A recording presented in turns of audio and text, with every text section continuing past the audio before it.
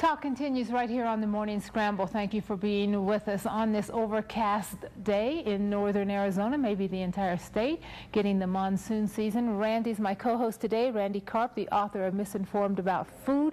Do you like the overcast, the rainy days? I do. I like that. I think we're blessed to be living in an environment that's so funky. This whole mountain thing, every day is a new experience. And the fresh air, positive ions, which are very healthy. Yes. Yeah.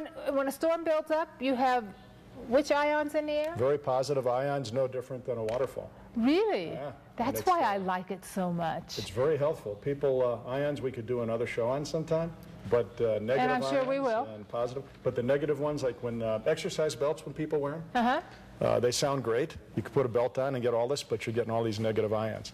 Here in this wonderful weather, you're getting positive ones. On the phone for us, we have Dr. Yasinski talking about shopaholics. Are you a shopaholic? What is the definition? I don't want to take that quiz, doctor, because I'm afraid I might. No, I don't think I really am a shopaholic, although I like to shop. I don't think I'm a shopaholic. Doctor, thank you for talking to us. It's not a myth. There are people who can be termed shopaholics. Is this correct? Yeah, no, it's definitely more common than people think, and I think when I talk about this topic, everyone is scared at first that they actually might be a shopping addict, but usually I assure them that it's you know, there are definitely criteria to fill, and not everyone that enjoys shopping is a Do you think the internet? Do you think the internet is causing a lot of that? We're getting an extreme buzz in our. Thank you so much. Do you think the internet is causing a lot of this phenomena, shopaholics? Yeah, I think it's definitely contributed over the last few years. I don't know in pure numbers if more people have become shopaholics or they've just diverted attention from regular shopping to the internet. Okay. So, but the internet, you know, talking about what attributes to this, the internet makes it so much more accessible, though, to you. It does, and there's, you know, I'm sure that people do go on the internet much more frequently, but even before the internet, this was a well-documented problem in the literature, and you know, just as many cases seem to be around. So I'm not sure pure numbers-wise, it's definitely easier than it used to be overindulging in shopping, that's for sure, with the internet. Well, doctor, let me ask you a question. It would seem to be almost the opposite effect to me, and I guess I'd like to hear what you think, but at one point in time, there was a danger involved in going into a store. There was a certain type of behavior and a person that enjoyed doing that. And isn't it more innocuous now with the internet and less exciting for them to pull something off, so to speak? Less exciting for the shopper? Well, for the person that has this problem, wasn't there a certain degree of excitement to go in a store and to... Well, you're thinking of someone who wants to do some shoplifting. Obviously, you can't shoplift. You can't shoplift on the internet. Well, but there are also people that love the joy of going in there, trying things on, taking them home, and returning them over and over again. Exactly. Right? That's a form of it, yes. And the excitement of shopping. That's a very good point, Randy. And doesn't that excitement, isn't that kind of lost now for those people that are doing this on the internet?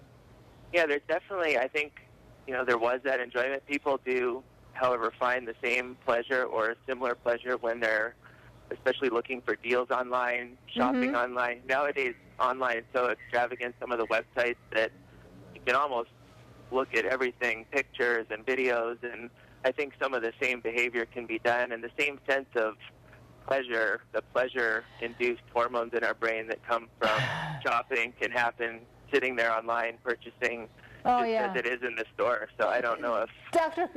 Doctor, that's interesting because Randy's going to talk about hormones a little later in the show. But speaking of that, if we took a quiz, what questions would we answer on the positive that would indicate that we were a shopaholic? Sure. The two biggest things I look at, probably the most important, is really taking a look at your life in terms of how you're functioning. So whether or not your relationships, either with your family, your spouse, your friends, are being at all negatively impacted, either because you're spending too much time shopping rather than putting it into a relationship, whether or not your work or your job is being negatively impacted due to excessive time spent shopping, or just in general, if there's been maxing out your credit cards, some financial destruction, or any part of your life that's turned dysfunctional, is kind of the telltale sign and the criteria that I use to really determine that. And second would be if your main coping skill in life when things don't go well is you turn to shopping. You shop. That's like a woman. When she's feeling blue or depressed, go buy a new pair of shoes or hat or whatever. Well, I guess I'm sorry, we're almost out of time. Just very quickly, what's the one common thread between all these people? An unfulfilled need? Yeah, most of it, or a lot of it, dates back, especially early on, with unfulfilled emotions, support systems in their life, looking to fill the need of emotions with practical things or with objective things, and our society is based around that, so it doesn't help. That's what really drives it in a lot of the cases. Well, all I can do is tell you how much we appreciate having somebody out there that's actually helping people that have this difficulty. I'm speaking as a person that really zealously guards my wallet and doesn't like to shop. And there's definitely help out there. Doctor, excuse me, honey, hold. We're going to come back after a short commercial break. Stay with us, okay? Okay. Dr. Yasinski on the phone talking about, are you a shopaholic? You might be surprised. Back after this.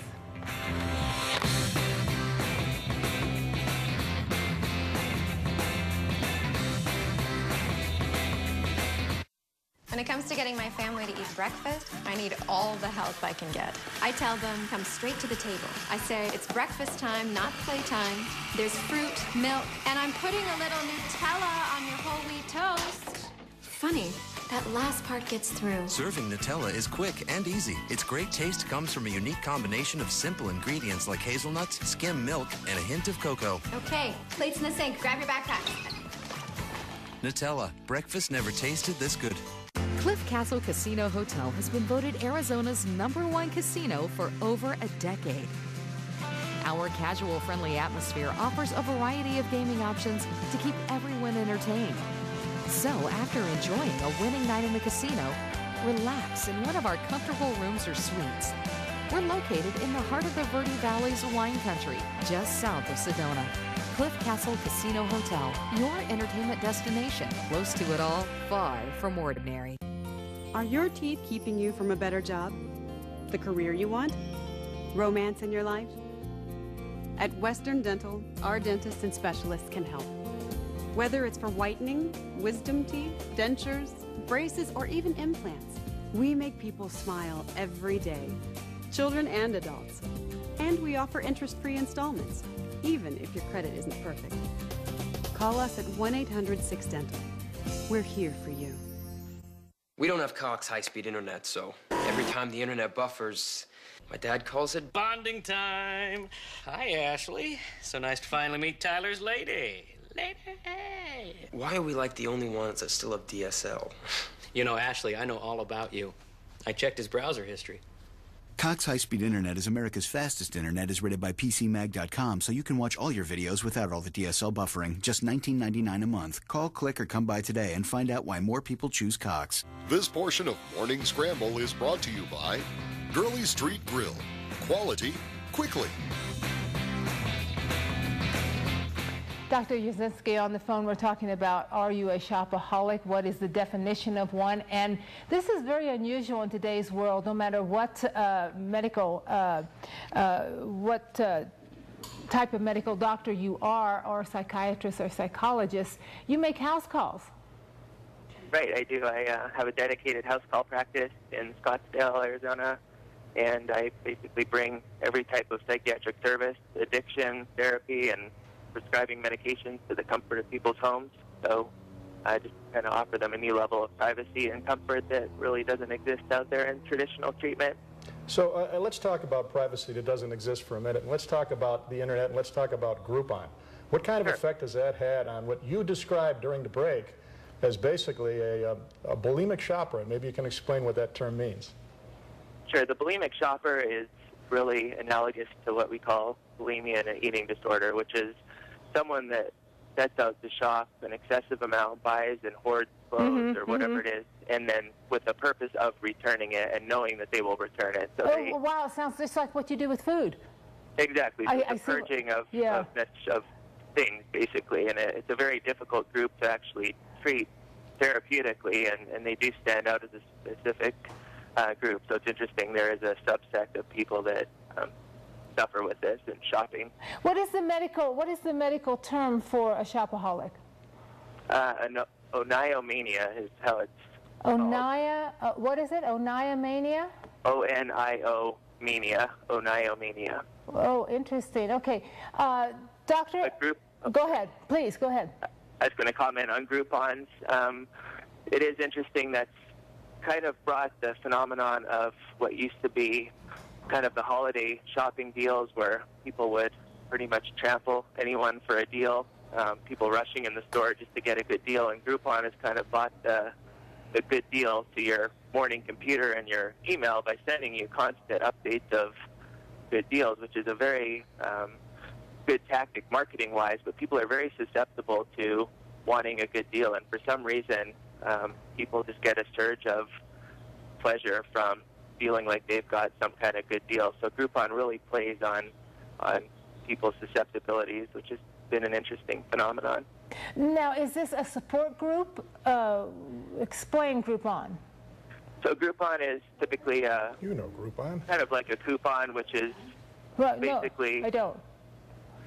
Randy said I know, but I don't. I'm so sorry, I don't. Well, that's okay. It's just, Doc, you can explain what they are. Okay.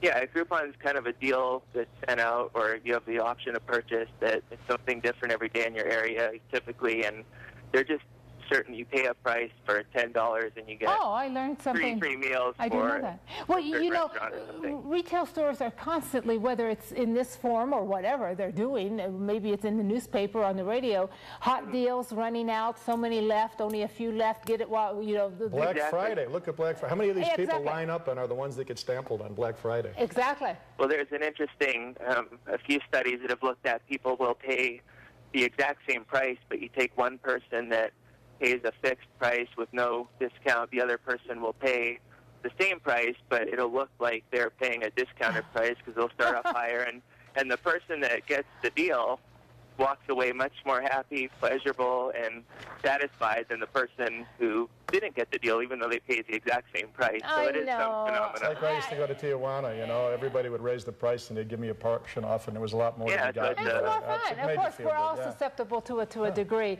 Doctor, everybody can find you in Scottsdale? Yeah, I'm in Scottsdale. I have a website, YasinskiPsychiatry.com, and if you need any kind of, I'm one of the few psychiatrists who do actual psychotherapy and medications. Most just do medication these days, and I do both of them. So if you have any need for any psychiatric care or shopping addiction care, then I have some needs for psychiatric care. Let me tell you, I'm at the top of, I'll be first in line on that one. Doctor, thank you so much. Doc. Thanks a lot. All right, thanks. Thanks for joining us.